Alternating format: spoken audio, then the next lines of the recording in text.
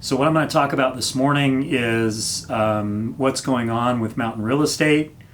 When is the market going to crash? How is mountain real estate changing? And what can you expect going forward? There's a lot of misinformation out there, and want to kind of dispel some of those myths, particularly regarding whether or not we're expecting a crash or a huge deflation in prices. So I'm going to cover that information for you. This graph is a historic sales by month, and what I've given you is basically the sales that have occurred over the last 4 years in the Arrowhead Woods market. So I just limited it strictly just to Arrowhead Woods. That's the 10,000 parcels in Arrowhead Woods, and what it shows you is fairly consistent sales activity. You can see that market is cyclical. You've got peaks and valleys, and those peaks and valleys typically correspond with June being the peaks in every year, and January, February, December, January, February, the winter months being the lower amounts of transactions. You can see it goes ranging anywhere from 25 transactions in the low periods all the way up to a peak of over 100. I think 106 was the peak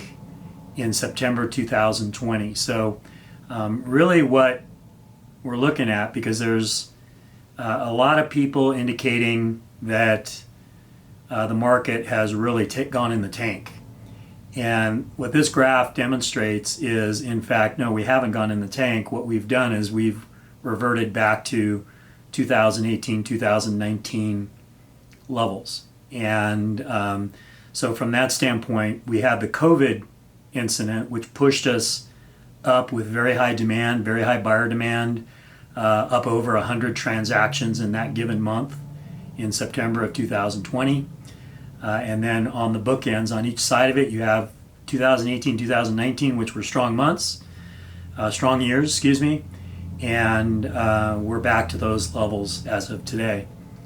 This graph is the same information, but what it is showing you is the first half of the year for the last 4 years, 2019 through 2022. The green line indicates this year. The blue line indicates the very best year of 2020, and it corresponds. This cuts off in July. You can see it was on a very sharp upward trajectory. That's where we ended up with that very high month in September of 2020. But for the most part, you're seeing fairly consistent levels of activity. The reason the green drops off so sharply in this graph is that it only represents a portion of July. So I would anticipate that would flatten out and be more in line, probably above where the green line, which represents 2019. So we're actually ahead of those numbers for the first half of the year. The next thing I'm going to talk about is median price. And this graph represents the median price in Arrowhead Woods over the last 4 years. And you can see up until 2020, we were fairly consistent. So 2018, 2019, 2020, we were fairly consistent with the median price being in the $400,000 range. If you look off to the right, you will see where our current levels are, which the current median price as of July 27th, which is when this was generated, is at $725. And so what you've got is you've got almost a doubling in the actual median price. And some of that is price appreciation. Some of that has to do with the fact that we've had many, many more $1 million transactions. And so that's pulled up the median. You understand, median is the middle range of where we are. It's not an average. It's the middle property of all the sales. So you have just as many properties above that 725 range as you do below it. That's how you arrive at the median price. This graph depicts new listings the last 4 years, and you can see in each year, January is the valley, so you see listing activity drop off. This is sellers putting their homes on the market. And then throughout the spring, they typically peak out in June, July, and then have a tendency to drop off again. So in this particular graph, it demonstrates that you've got fairly consistent, about 100 listings coming on every month in the peak, all the way down to maybe 20, 25 in the valley. So there hasn't been much of a change with regard to the number of listings coming on the market, although because everything has sold over the last 2 years, it's given the illusion that not many people are putting their properties on the market. Incidentally, the peak was June, July of this year over the last 4 years. This demonstrates the inventory levels. So back in 2018, 2019, we were hovering around 280, 290 on average at the peak. Listings on the market available for buyers to view.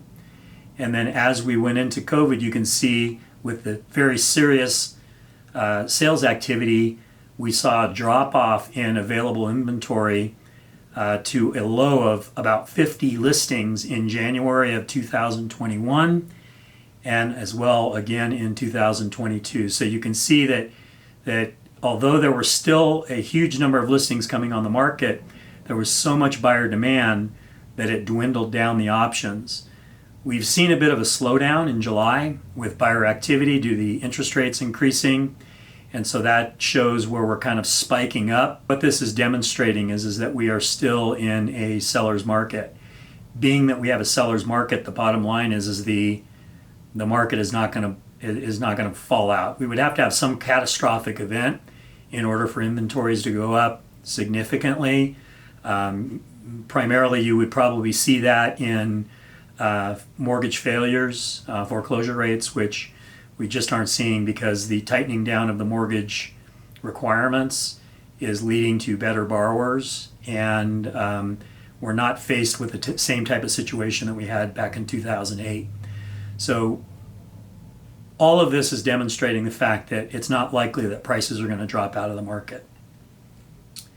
Days on market, last 4 years. Again, this demonstrates the fact that back in 2019, 2020, there was a spike up to about 160 days on average market time.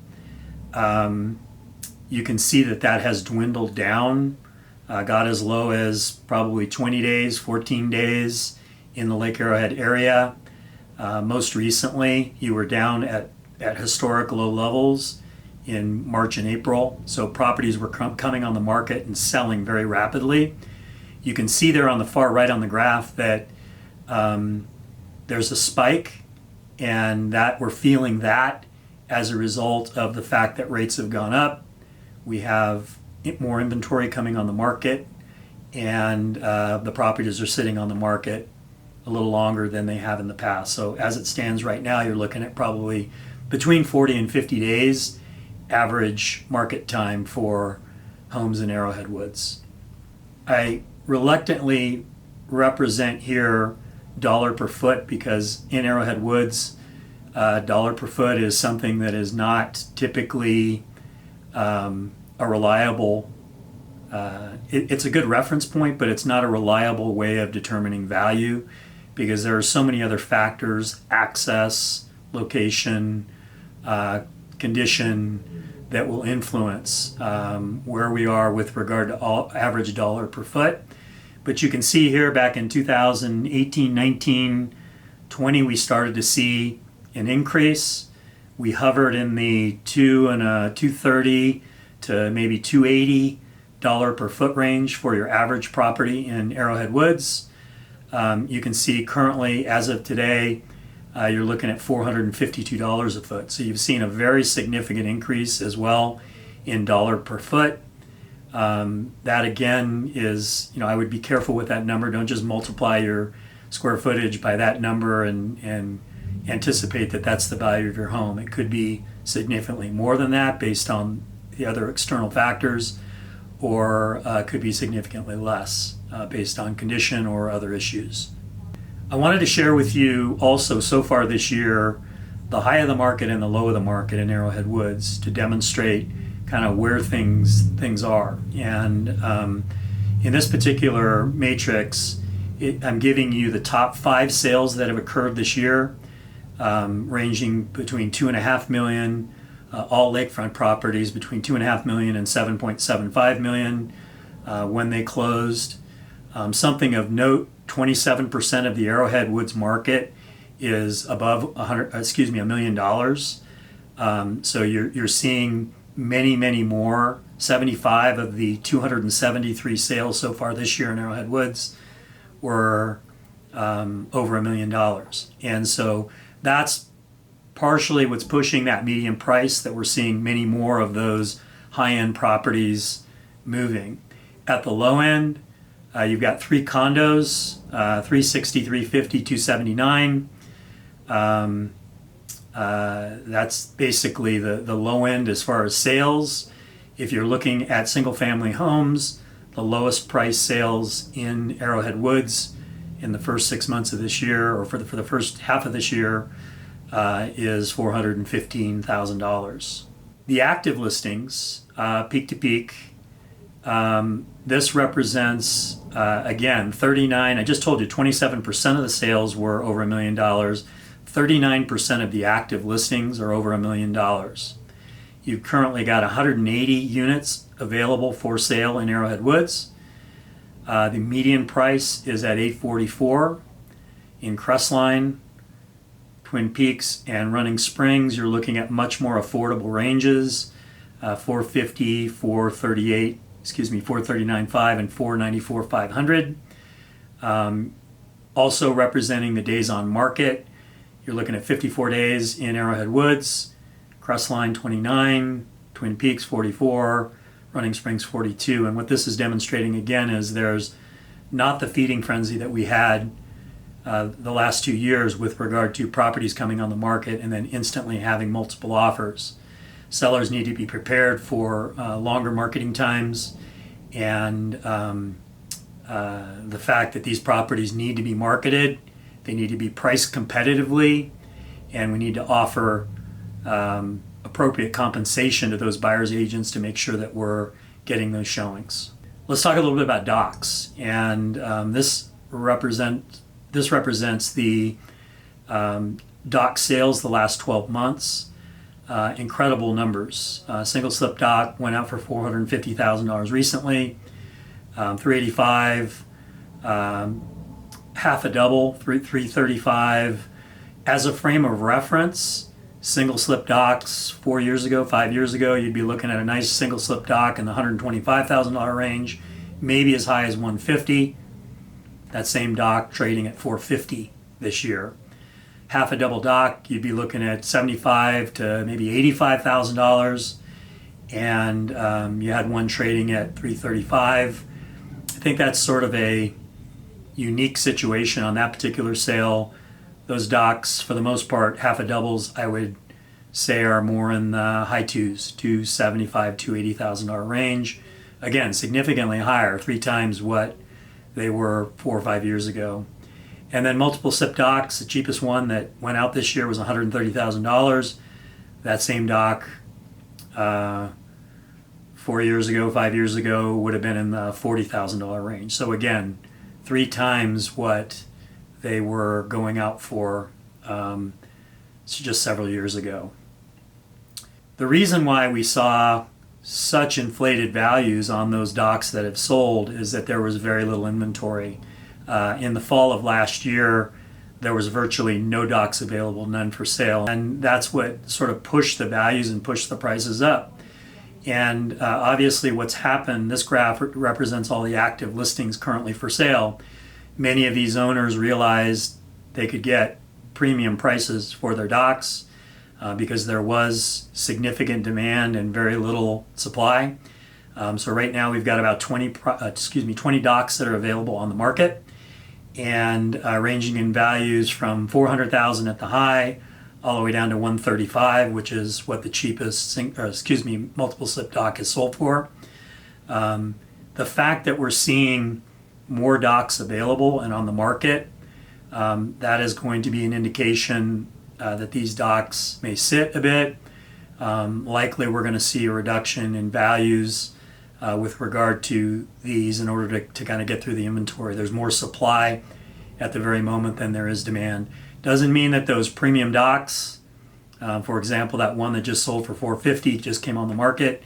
The premium locations will probably still command very high prices. I want to talk a little bit about changes to our market. And so I've got a couple bullet points to discuss some things that are happening. One thing that is very significant is that the RIM Association of Realtors previously was a private MLS system where the only people that had access to the data were those individuals that were members of the RIM Association of Realtors. That was about 250 to 300 agents. What they recently made a decision to do was to go regional and subscribe to the CRMLS, which basically opens up the data to all of really all of California. So agents in all areas have the availability of the data, all the data. And so what we're seeing with that is we're seeing more and more outside activity. So brokers and agents coming from other market areas because they now have the information and the data. It used to be that very few out-of-area brokers would list property in Lake Arrowhead because they needed to be in that private MLS, and they weren't. Now that it's opened up, you're going to see more and more outside agents potentially listing property and also representing buyers. And that's a significant change from the standpoint that it could create additional activity from outside brokers, people off the mountain. You may end up seeing more and more of brokers and agents that are doing business that are coming from out of area, maybe aren't as familiar with the mountain areas and some of the idiosyncrasies that we deal with here, and so that could create some issues. So I would just be aware of that. We've also seen a shift in occupancy demographics as a result of COVID. We've seen, it used to be that 70% of what we sold was vacation homes, second homes, 30% were primary residence, and we've, through the 2020-2021 season, we saw more and more people coming into the market and wanting to be here full time. And we also saw many people using their second homes because they had the ability to work remotely. In fact, that was encouraged. So we've sort of seen our population swell up during that time period. And, again, I would say, I put down here partially permanent. The change from RIM is a permanent change. The shift in occupancy, I believe, personally, is a partially permanent. You're going to have people that have moved here that are going to continue to live here, but you're also going to have a significant number of people that realize that it isn't, mountain living is full-time isn't 100% for them. And some of the infrastructure is not as it should be for as many people as we have on the mountain. The shopping isn't here, the restaurants aren't here. We're going to see that there is going to be some of those individuals that originally had planned to live here full time are probably going to vacate and end up in other places or convert their property to more of a second home type situation. Also seen another major change in the market through COVID is we've seen the exit of quite a few agents, quite a few local agents for various reasons. Some have just decided to get out of the business, dealing with the whole COVID thing. They sort of stepped away from the business and they haven't come back. And so there are fewer agents. There are also fewer transactions, and we're seeing fewer transactions. So everything is a balance. But there definitely is a trend to where you're seeing some of those agents that have been long-standing people in the real estate community here in Lake Arrowhead have vacated. They're no longer in the business. They've retired or they've moved on. The other change that we're sort of battling is all of the negative media surrounding the fact that, is there going to be a crash? What happens in the recession? Is the recession going to affect real estate values? Are interest rates going to go up because of the result of a recession? There's a lot of negativity in the media with regard to what's going on in the real estate market. And I've got some slides to share with you to kind of talk a little bit about what happens in a recession. What is the end result with interest rates? What happens to values in a recession? This is the first slide. This shows you the last 6 recessions, 1980, 1981, 1991, 2001, 2008, which was the biggie, and in 2020, which was the COVID recession that we entered. And you'll see here, the question here is what happened to home prices during those recessionary periods. And only 2 out of the 6 recent recessionary periods that we've gone through was there a decline in value. 4 out of the 6 saw, in essence, a 6% increase. So the reality is that the housing market, homes, when you start talking about recession, that doesn't mean a market fallout. That doesn't mean that you're going to see prices drop. And in fact, in most instances, which you can see here, you're going to see prices increase during that recessionary period because it's a better bet than other investment options. People compare 2008 to, or relate that to the fact that recession means a fallout and a dropout in the market. And yes, we did lose 19%. In fact, I would argue this is a nationwide representation, but I would argue in our market that we saw approximately a 30% decline in value, which took us 6 or 7 years to recover that. But that was related to mortgage failures. It was completely real estate related that caused that recessionary period. And thus, that's where we saw the failure and the drop in values. No one is forecasting, all the economists, all the experts are forecasting that although we are entering a recession and we, for all intents and purposes, are in one, we will continue to see values increase through the balance of this year and then into 2023. This gives you a more microscopic view of those recessionary periods, talking about how long they lasted. I'll reference the Great Recession down below here, where it says that it was a year and 6 months. To me, it seemed like it was much longer than that. However, this graph is representing what happens to mortgage rates when you go into a recessionary period. And in each instance, all 6, you saw a decline in interest rates. So 2 things are sure to happen moving forward. If you're waiting for values to drop because we're going into a recession, it's probably not going to happen. If you're waiting for interest rates to drop, that is probably going to happen. So the likelihood of us seeing rates drop as a result of the recession is very strong. So let's talk about what's next. We go back to pre-COVID transactions and basically back to 2019 numbers, which 2018, 2019 were very strong years for Mountain Real Estate. We are returning back to those levels. My anticipation is that we will probably see very similar numbers as far as transactions going into 2023.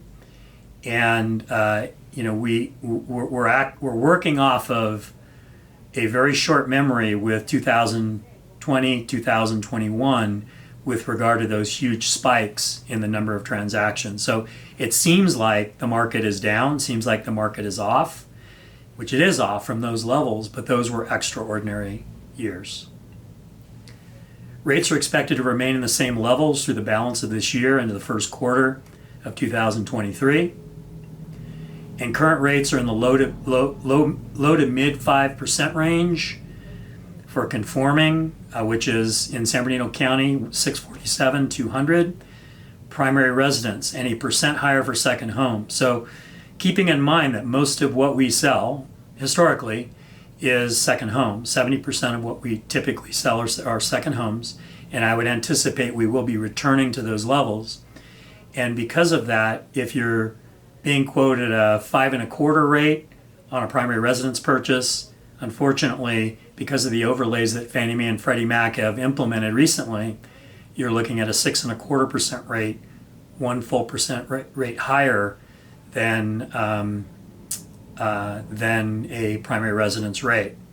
One way to battle those higher rates is going to an alt arm, something like a 10-1, so it's fixed for a 10-year period.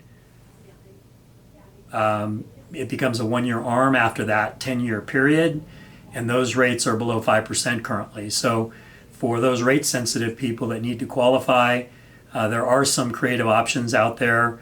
Chances are within the next 10 years, you'll probably see rates dip back down. They may not get back down to 3% or high twos, but certainly they would get down to levels that are lower than where we are currently within that 10-year period. So that could be a potentially good option for you. This graph gives you a projection on what rates are going to do moving forward. And you can see that 2023, again, is going back to 2018 levels. We saw rates drop significantly throughout 2019, 2020 to the historic lows. And we've seen it go up fairly dramatically, which is kind of probably the biggest reason why we are seeing a drop-off in activity. It's such a shock to the system for some of those buyers that have become accustomed to those lower rates to get back to a point where you're looking in the mid-5s for a 30-year fixed rate, which, by the way, it wasn't that long ago, 2018, when we were selling them like hotcakes. So the reality is rates are still very good. So what else is next is prices are likely to see modest appreciation through the balance of the year. Most every expert and economist is predicting that we will see prices continue to increase at much more modest levels. You're seeing some media projecting that there's going to be a fallout, there's going to be a drop-off in the market. No one who knows anything about real estate is predicting that that's going to happen, that we're going to continue to see prices increase. So if you're waiting for if you're waiting for prices to drop, the likelihood of that happening is probably very remote.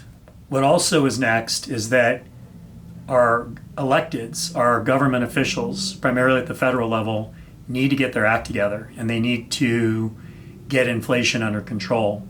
And the current monetary policies, the incredible spending that has occurred over the last 2 years, free money that's been given out that we don't have, has contributed significantly to inflation.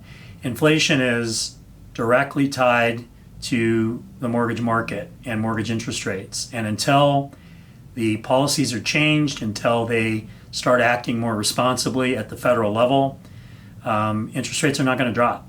Okay, they need to get inflation under control. Once we see inflation come back in check, then we will see mortgage interest rates come back into better levels. We will see them drop down. Just want to thank you for spending this time with me this morning. This is my market outlook for the Lake Arrowhead mountain communities. If you'd like to reach out to me, this is my contact information. If you'd like a copy of the slides so you can see the charts up close and personal, just send me a quick email or a text with the best email to send you the PDF, and I'll be happy to do that. Or if you have questions regarding real estate, mountain real estate, or otherwise, please don't hesitate to reach out to me. I'm here to help, and I'm here to provide you with whatever information that I have to help you make the best decision with regard to your real estate. Thanks, and have a great one.